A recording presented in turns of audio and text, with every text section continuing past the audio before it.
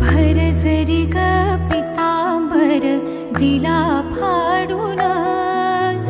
द्रौपदीसी बंधू शोभे नारायण,